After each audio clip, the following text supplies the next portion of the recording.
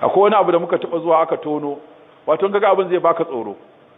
Kwalba ce haka aka yi ta babba, kuma aka saka allura tafi 100, kowace allura kuma an rubuta sunansa a jikin wani yanki, an caccaka a jiki, an zagaye ta. Ko a Hizba mun taba samun wani da ya wata mata asiri, shekara ta 10 ba ta yi aure ba. Duk wanda ya zo zance ba zai dawo ba, duk wanda ya zo zance ba zai dawo ba.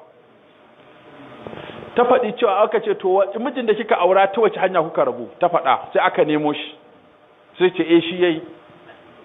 Ci do Allah to wannan hukuma ta shiga tana son da Allah a wara wannan abin haka.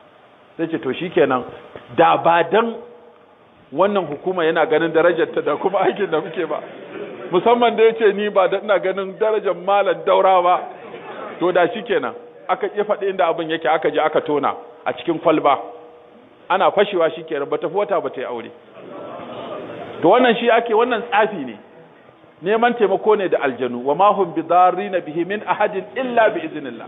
In kaga abin ya cuce ka to Allah ne ya kaddara, amma ana yi, ana wa mutum kai tsaye, idare ko indare, a zo a dauki wani abu a jikinka, akwai wanda aka dauke masa warin takalmi, to shi kuma wannan na soyayya ne. Akwai sihirul atafi, akwai kuma sarfi. Sarf a raba wani da wani, ataf a hada wani da wani. Yazo can bai ga warin takalmin su ban ce a nemo shi, saboda shi kuma za a dauka a je a wanke cikin, ko a ɗebi inda mutum ya taka ƙasar.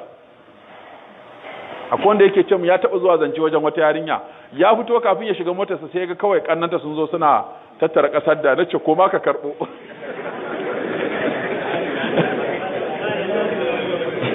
Shanye ka ake so a yi, zikirin sanyewa ne.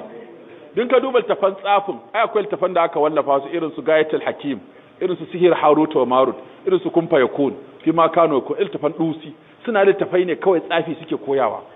Da yadda ake mallaka aljanu, ga sunan aljanun, ga wuridi, ga turare.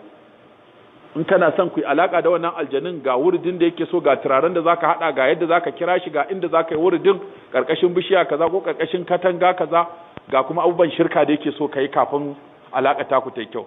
Wani ya ce a yaga Qur'ani, wani ya ce a raba shi biyu, wani ya ce a daina sallar la'asar, wani ya ce a daina kaza. Da wuya kaga mutum ya mallaki aljani kuma yana kan daidai. Dole sai ya raba ka da Allah, sai ya matsaya maka a makwafin wannan. Sai ga mutum ya zama tantan ja'iri, cikakken ja'iri, maganar lahira an daina ta. Masu son duniya, masu son mulki, masu son kuɗi, masu son ɗaukaka, su kuma su je a ce kawo jarirai kaza, kawo kura kaza, kawo kaza, mutum ya je ya kawo. Ai masa tsafi, ai masa sihiri. In ya so lahiran ma dai ko bata samu ba, shi dai ya samu duniyar. To waɗannan suna nan da yawa. Saboda haka ka je ka nemi littafin abin Wuqayatul Insan min al-jinn wa shayatin na